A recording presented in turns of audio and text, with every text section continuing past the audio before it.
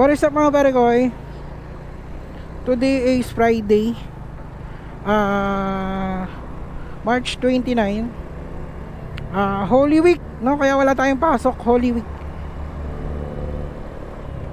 Maganda, happy Holy Week sa ating mga kapatid na mga pare ko eh, na Katoliko.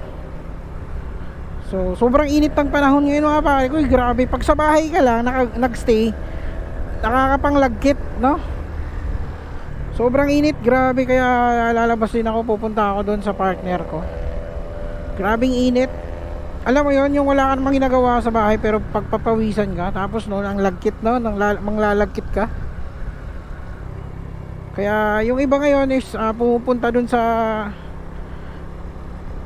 beach, no, o kaya falls, no. So, kaya magandang gumala ngayon, magpalamig, no. Siguro sa Tagaytay, no, kasi pupunta ako doon sa partner ko at saka gagala kami, no. Parang ganito yung ganun yung setup nito eh. Kaya titingnan ko kung sa Tagaytay, man siguro picnic group o kaya People's Park, no. Kasi People's Park kakapunta lang namin eh. Picnic group kasi hindi pa kami nakapasok doon. Itatry namin kung pwede, no, kung mapasok natin sa maisingit natin sa ngayon. So dito na ako sa Imus, sa may Vermosa. Dito tayo nagtatap speed noon mga pare ko eh. Ang kulit ng tunog oh. Naka-upgrade yung ano niya, exhaust, no. Yun, no. Kaya pag bumibirit si pare ko, yun, no,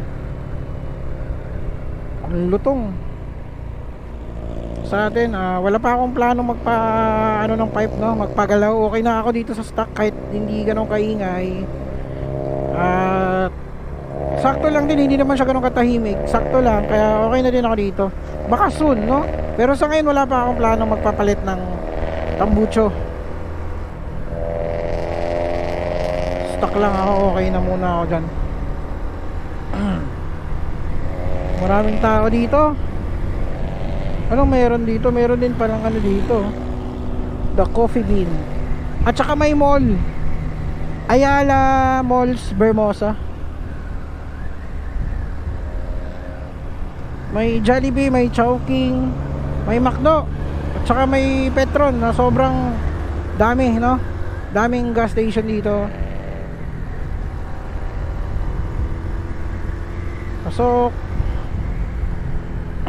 kaya dito ako nagtatop speed mga pare ko kasi ano, tuloy-tuloy na straight to eh. Parang gusto ko nga kayong sampulan ngayon eh.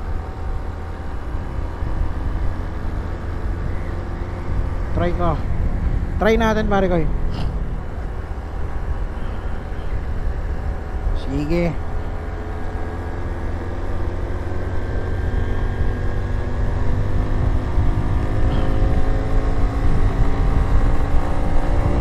Ochenta.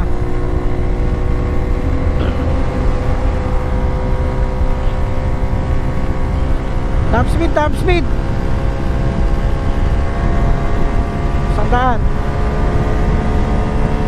Sangdaan. Ayan, nakuha na natin. Lagpas. Oops, tama na. Ilan yun? 109? Parang ganun. So achievement na naman yun mga pare ko, no? So nung nakaraang attempt natin kasi 100 lang yun talaga, no? Hindi ko na talaga binirit yun. Ngayon kung ilan man yun, 109, 108. Pero parang meron pa rin eh. Kaso yun nga, pakurba, kaya nag-minor ako. So kakaibang achievement na naman, no? Ibang achievement na naman, no? So 109 RSX Honda Wave 110 Fi.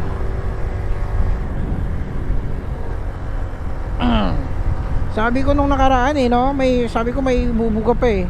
Kaso alanganin eh. Ngayon 110, no. 109 o 108, hindi ako sure pero mari-review natin 'yan.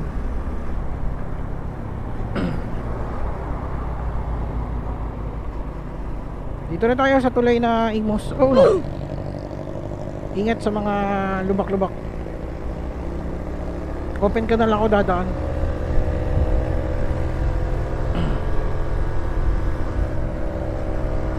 Ang smooth niya ngayon mga pare ko, no? Ang smooth, pansin ko na smooth yung ano. At mabilis lang natin na hit yung 108. Kasi maganda yung oil na gamit natin yan. Synthetic, fully synthetic ng Zik. Eski Zik. Sikreto ng mekaniko. Zik baka naman. Para maging official na nating oil yan, no? Okay na ako dun no? Siguro pagkatapos nito gagamit tayo Zik, yung synthetic base na naman, para hindi tayo mag stick lang doon sa fully synthetic, kasi mas maganda yung ma-alternate natin to. Fully synthetic, tapos synthetic, fully synthetic ulit, ganun. Zik baka naman ha. Official oil na natin to pag nagka ganun. So dito na ako sa open canal, grabe sobrang smooth na dito mga pare ko, no? Dahil Holy Week nga, wala masyado akong mga kasabayan. Kasi ano talaga dito no? Medyo traffic talaga dito. Kasi nga dito shortcut yung galing sa Bacoor papuntang Imus, no? At papuntang, hindi na sila iikot doon sa mas traffic doon kasi highway yun, national highway. Sa saan ba yun? Basta sa national highway, sa highway mismo. Ito. Sapatos payong repair. So dito nung dumaan ako ng gabi, medyo madilim. Hindi siya ganun ka liwanag, no? Kasi yan pa lang yung mga ilaw dito. Solar. Welcome to Barangay Malagasang. So dito kami umikot pare ko nung inayos yung ano dito. Pag papunta ka dito, galing ka dun sa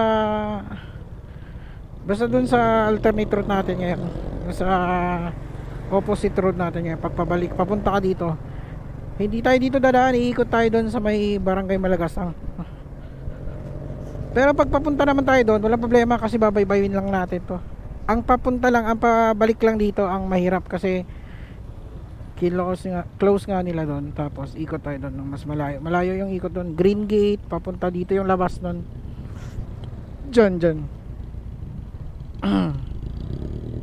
So ito na yung pundasyon, no?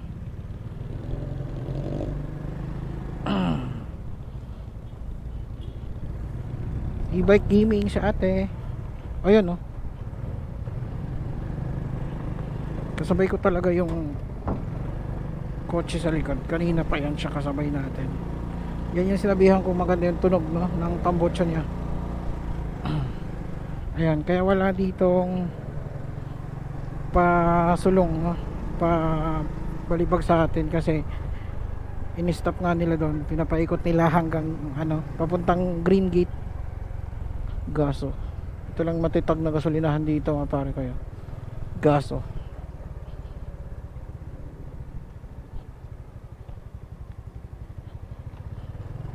Sobrang init talaga. Panahon, grabe. Kaya pag sa bahay ka lang, grabe. Pwera na lang pag naka-aircon ka, no? Okay lang yun. Pero pag naka-electric fan ka, kahit buga ng electric fan mga pare ko, grabe. Parang bumubuga ng apoy yung electric fan. Hirap. Kaya pag mga ganitong panahon, masarap gumala, no? Masarap maligo sa falls. Kasi malamig yung falls, no? O kaya dagat, basta outing, something outing. Kaya rides, no? Long rides. Hindi mo naman ramdam yung init pag nagra-rides ka eh.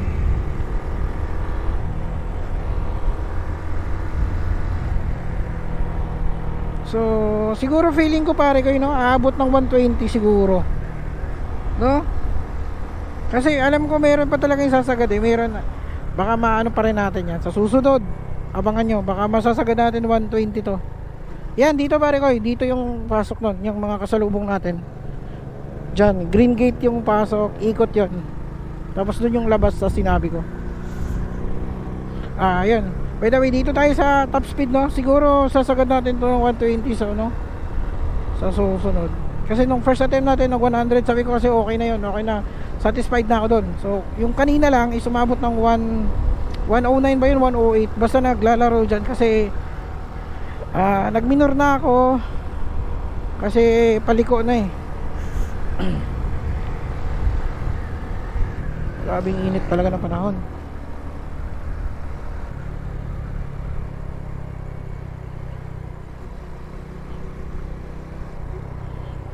Oras natin mga pare ko, anong oras na ba? Stopwatch 11:32. Ayun, pag lumilim ang sarap.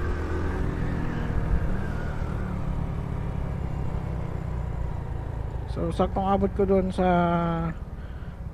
partner ko.